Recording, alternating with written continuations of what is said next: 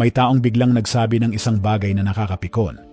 Ramdam mo na agad, kumukulo ang dugo mo, umiinit ang pisngi, at para bang handa ka ng sumabog. Lahat ng tao sa paligid, nakatingin sa'yo, hinihintay kung paano ka tutugon.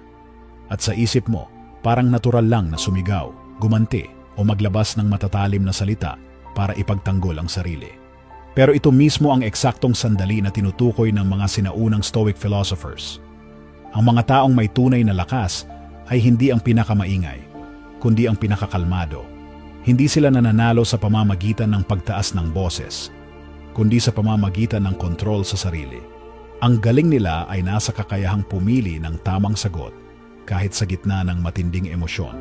Sa Stoicism, ang tunay na laban ay hindi sa harap ng tao na bumatikos sa'yo, kundi sa loob mo, laban kontra sa init ng ulo, laban kontra sa tukso na sumabay sa ingay at galit ng iba. Kapag nakontrol mo ang reaksyon mo, doon ka nagiging panalo. Kaya ang tanong, paano mo pipigilan ang sarili mong emosyon at paano ka sasagot ng hindi bumababa ang dignidad mo? Sa video na ito, ibabahagi ko ang 5 matatalinong sagot na paulit-ulit na ginamit ng mga Stoic sa loob ng mahigit 2,000 taon. Mga sagot na hindi lang nagpapatahimik sa kalaban, kundi nagbabalik ng respeto sa iyo. Mga sagot na nagpapakita na hindi mo kailangang sumigaw para magwagi, dahil minsan, ang pinakatahimik na boses ang siyang pinakamalakas. At ang ikatlong response na ibabahagi ko ay napakalakas dahil ginagawang sariling bitag ang mga salita ng kalaban. Kaya siguraduhin mong manatili hanggang dulo. Hit that subscribe button at sama-sama tayong maging mas matalino at mas matatag sa bawat sitwasyon.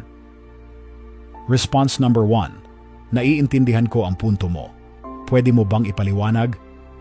Karaniwan kapag may bumatikos sa'yo, lalo na kung mali ang tono o bastos ang dating, unang reaksyon mo ay gumanti agad.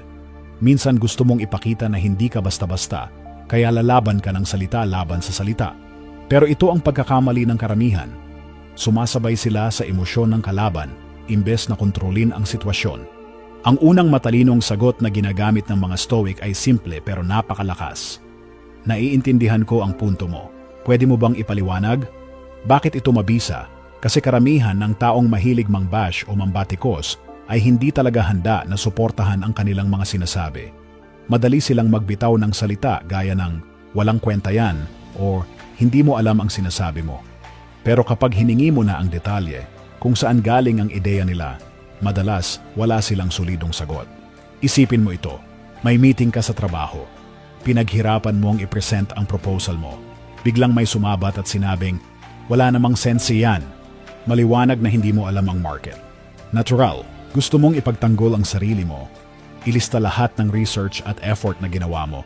Pero sa halip, huminga ka ng malalim at sinabi, naiintindihan ko ang punto mo, pero pwede mo bang ipaliwanag kung aling part ang tingin mong unrealistic?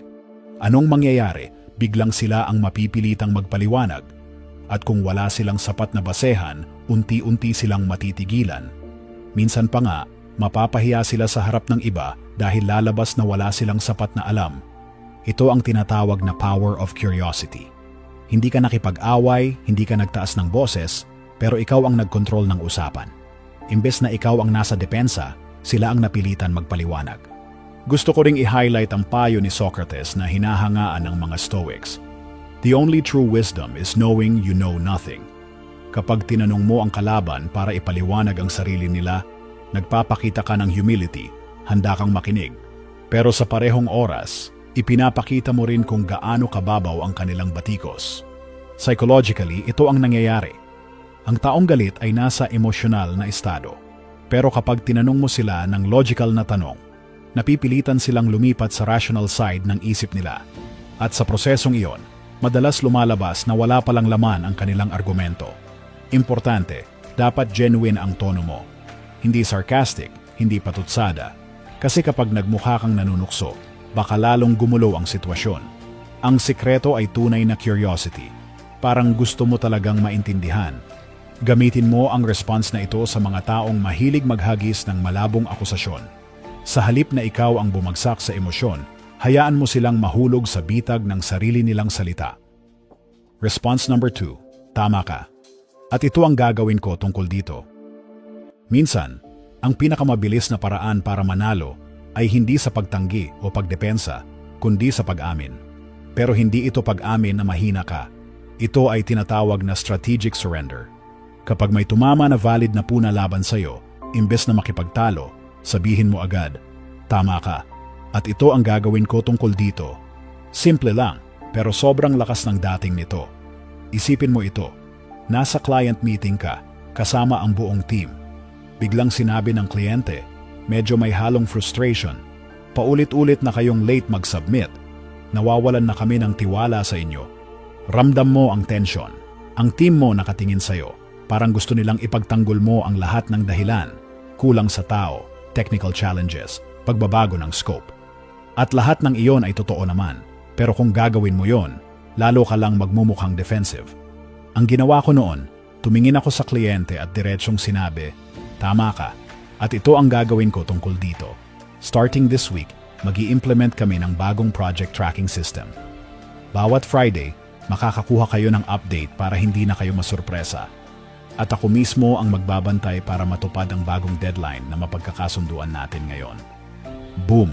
Sa isang sagot na wala ang tensyon, ang dating galit na tono ng kliyente ay biglang lumambot. Imbes na magpatuloy sa batikos, naging curious sila sa solusyon na ino-offer ko. Mula sa pagiging adversaries, naging collaborators kami. Ano ang sikreto rito? Simple lang. Kapag pinuna ka, may dalawang gusto ang tao. Una, makita kang nagdi-defend at nagdadrama, ibig sabihin, tama sila na magduda sa'yo.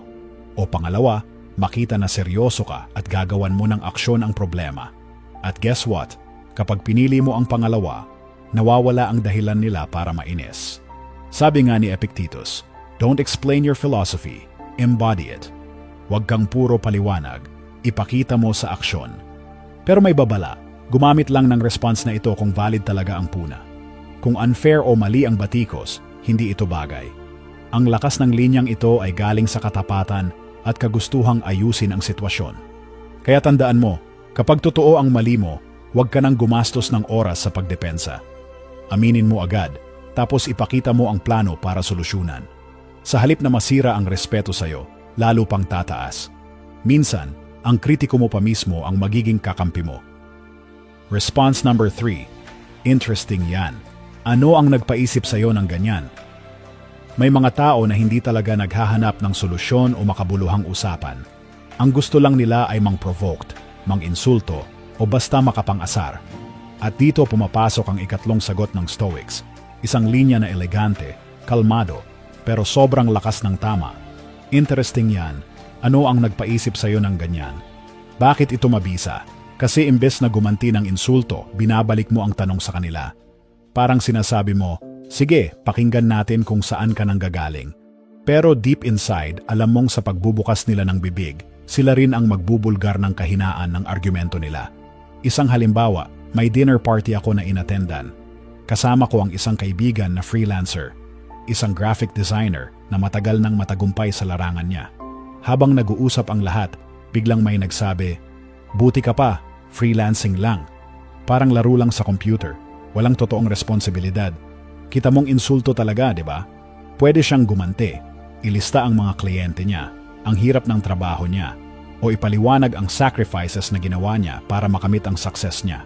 Pero ang ginawa niya, ngumiti lang at sinabing, interesting yan. Ano ang nagpaisip sa'yo ng ganyan? Biglang natahimik ang mesa. Yung tao na nang insulto, natigilan. Parang sa tingin ko, hindi niya alam kung paano ipapaliwanag na galing lang pala iyon sa assumption at prejudice niya. At sa huli, mismong siya ang umamin.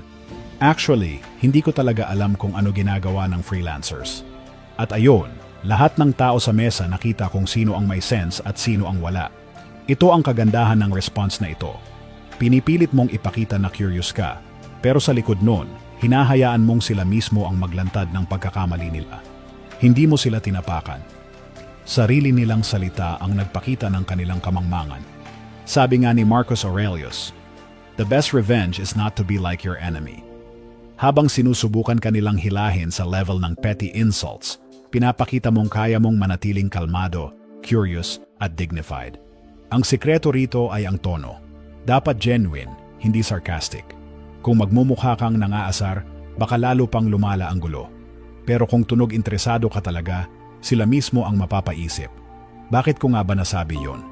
Sa huli, ikaw ang nagmumukhang composed at matalino, habang sila naman ang nagiging maliwanag na walang substance. At tandaan, hindi mo sila pinatahimik sa pamamagitan ng lakas ng boses mo, kundi sa bigat ng kanilang sariling salita. Response number 4. Salamat sa pagsabi niyan. Kapag may taong galit na galit sa'yo, sumisigaw, nagrereklamo, o nagbibigay ng harsh criticism, ano ang natural na reaksyon mo? Siyempre, depensa agad. Gusto mong ipaliwanag ang side mo o gumanti para hindi ka mukhang mahina. Pero minsan, mas nakakagulat at mas nakakapangdisarma ang hindi inaasahang sagot. At ito ang ika-4 na stoic response. Salamat sa pagsabi niyan. Oo, simple lang. Pero subukan mong sabihin ito ng may sincerity. At makikita mo kung gaano kabilis magbago ang dynamics ng sitwasyon. Isang halimbawa, may kapitbahay ako noon na sobrang galit kasi ang aso ko daw tumatahol buong umaga kapag nasa trabaho ako. Dumiretso siya sa harap ng bahay ko, galit na galit, halos sumisigaw. Ang ingay ng aso mo, halos buong barangay na iistorbo. Kung hindi ka kikilos, baka magreklamo na kami sa barangay. Sa loob-loob ko, gusto ko talagang ipaliwanag. Bagong adopt lang yan, inaayos ko na. Hindi ko alam na ganito pala. Pero pinili kong huminga at kalmado kong sinabi, salamat sa pagsabi niyan. Hindi ko alam na ganun pala ang nangyayari at buti na lang sinabi mo sa akin para maayos ko agad. Boom! Parang may magic. Yung galit niya biglang bumaba. Yung balikat niya bumagsak na parang nawala ang tensyon. Biglang nagbago ang tono. Oo, kasi baka makatulong kung subukan mong dalhin sa trainer. May kilala akong magaling. Dati, galit na kapitbahay, biglang naging katuwang sa paglutas ng problema. Nagkapalitan pa kami ng number para kung may problema ulit, direkta niya akong ma-message. Ganito kalakas ang pasasalamat. Hindi ito weak response, ito ay stoic strategy. Kapag ang tao ay galit, usually gusto nilang maramdaman na naririnig at naiintindihan sila. Kapag nagpasalamat ka, pinapakita mong open ka at handang makinig kahit na mali ang paraan ng pagkakasabi nila. Sabi ni Seneca, every new beginning comes from some other beginning's end.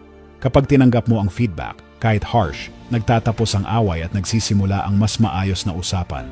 Psychologically, binabasag mo ang script na inaasahan nila. Handa silang makipagdebate, pero hindi nila alam paano haharapin ang pasasalamat. At sa karamihan ng sitwasyon, ang galit ay napapalitan ng pakikipagtulungan. Kaya tandaan, gumamit ng pasasalamat kapag may sense naman ang concern nila, kahit mali ang tono. Kapag ginawa mo ito, madalas ang dating kalaban ay nagiging kakampi. Response number 5. Silent pause at salamat sa insight mo. Minsan may mga taong gagawin ang lahat para lang saktan ka sa harap ng iba. Hindi para magbigay ng constructive feedback, kundi para pahiyain ka. At dito pumapasok ang pinaka-eleganteng sagot na kayang ibigay ng isang stoic. Hindi salita agad, kundi katahimikan. Kapag may nagsabi ng sobrang bastos o nakakainsultong bagay, huwag ka agad gumanti. Huminto ka. Mag-pause ng ilang segundo, tingnan mo sila diretso sa mata. At saka mo sabihin, salamat sa insight mo. Simple. Pero napakalakas ng dating. Isang sitwasyon na hinding-hindi ko malilimutan.